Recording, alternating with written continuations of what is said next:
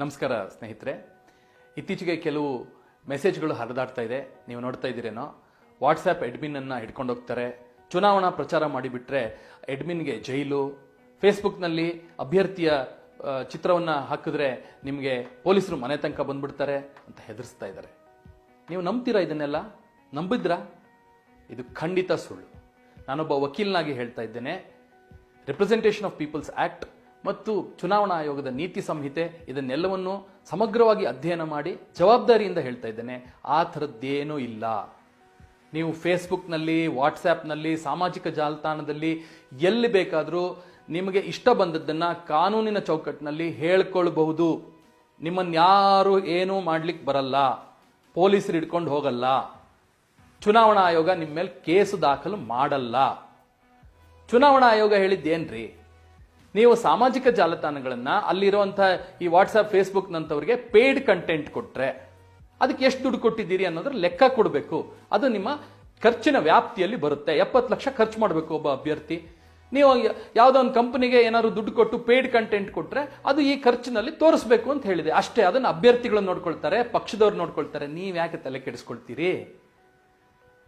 ಪ್ರಧಾನಮಂತ್ರಿಗಳು ಏನು ಹೇಳಿದ್ರು? ಈ ಚುನಾವಣಾ ದಿನಾಂಕಗಳು ಘೋಷಣೆಯಾದ ಬೆನ್ನಲ್ಲೇ ಟ್ವೀಟ್ ಮಾಡಿ ಪ್ರಧಾನಮಂತ್ರಿ ನರೇಂದ್ರ ಮೋದಿ ಅವರು ಏನು ಹೇಳಿದ್ರು? ಈ ಚುನಾವಣೆಗಳು ಅಂತ ಹೇಳುವಂಥದ್ದು ಪ್ರಜಾಪ್ರಭುತ್ವದ ಹಬ್ಬ, ಪರ್ವ. ನಾವು ಹಬ್ಬ ಆದ್ರೆ ಏನು ಮಾಡ್ತೀವಿ? ಮನೆಯಲ್ಲಿ ಆಚರಣೆ ಮಾಡಲ್ವಾ? ಸಂತೋಷ ಪಡಲ್ವಾ? ಸಿಹಿ ಕೊಡಲ್ವಾ? ಪಕ್ಕದವರಿಗೆ ಕರೆಯಲ್ವಾ? ಆಹ್ವಾನ ನೀಡಲ್ವಾ? ಹೀಗೆ ಮಾಡ್ಬೇಕು ನಾವು ಇದನ್ನು ಸಂಭ್ರಮಿಸೋದ್ರಲ್ಲಿ, ನನ್ನ ವೈಚಾರಿಕ ಅಭಿವ್ಯಕ್ತಿಯನ್ನ, ನನ್ನ ವಿಚಾರವನ್ನ ಎಲ್ರಿಗೂ ಅಭಿವ್ಯಕ್ತಿ ಮಾಡ್ಕೊಳ್ಳೋದ್ರಲ್ಲಿ ಏನು ತಪ್ಪಿದೆ? ನಮ್ಮನ್ನು ಯಾರಾದರೂ ಜೈಲಿಗೆ ಹಾಕ್ತಾರಾ? ನಮ್ಮ ದೇಶದಲ್ಲಿ ಸಂವಿಧಾನ ಇಲ್ವಾ? ಪ್ರಜಾಪ್ರಭುತ್ವ ಇಲ್ವಾ? ಆರ್ಟಿಕಲ್ 19ರಲ್ಲಿ ಸಂವಿಧಾನ ನಮಗೆ ಆ ಹಕ್ಕನ್ನು ಕೊಟ್ಟಿದೆ.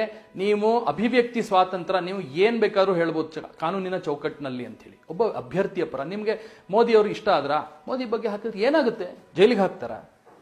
ಇಷ್ಟು ದೊಡ್ಡ ಚುನಾವಣಾ ಸಭೆಗಳು ನಡೀತವೆ, ಅವ್ರು ಬಂದು ಭಾಷಣ ಮಾಡ್ತಾರೆ, ಲಕ್ಷಾಂತರ ಜನ ಸೇರ್ತಾರೆ. ಅದನ್ನು ಇನ್ನು ಕೋಟ್ಯಾಂತರ ಜನ ಟಿವಿನಲ್ಲಿ ನೋಡ್ತಾರೆ, ಫೇಸ್ಬುಕ್ ಮಾಧ್ಯಮದಲ್ಲಿ ನೋಡ್ತಾರೆ, ವಾಟ್ಸ್ಆ್ಯಪ್ ಅಲ್ಲಿ ನೋಡ್ತಾರೆ. ನೀವು ಅದನ್ನು ಹಂಚ್ಕೊಂಡ್ರೆ ನಮ್ಮನ್ನು ಜೈಲಿಗೆ ಹಾಕಿ ಬಿಡ್ತಾರಾ?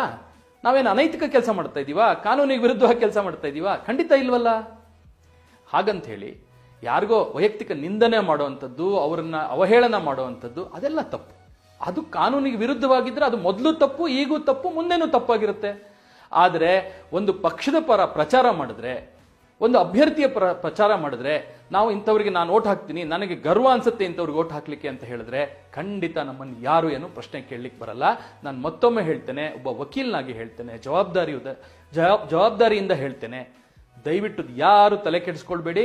ನಿರ್ಭೀತಿಯಿಂದ ನೀವು ಮೊದಲಿಗೆ ಹೇಗೆ ಪ್ರಚಾರ ಮಾಡ್ತಾ ಇದ್ರೋ, ಹೇಗೆ ವಿಚಾರ ಮಾಡ್ತಾ ಇದ್ರೋ ಹಾಗೆ ವಿಚಾರ ಮಾಡಿ, ಹಾಗೆ ಪ್ರಚಾರ ಮಾಡಿ. ಪ್ರಜಾಪ್ರಭುತ್ವದ ಈ ದೊಡ್ಡ ಹಬ್ಬವನ್ನು ನಾವೆಲ್ಲರೂ ಸೇರಿ ಸಂಭ್ರಮಿಸೋಣ, ಆಚರಿಸೋಣ. ಧನ್ಯವಾದ.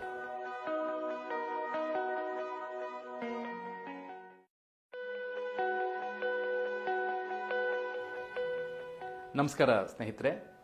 ಇತ್ತೀಚೆಗೆ ಕೆಲವು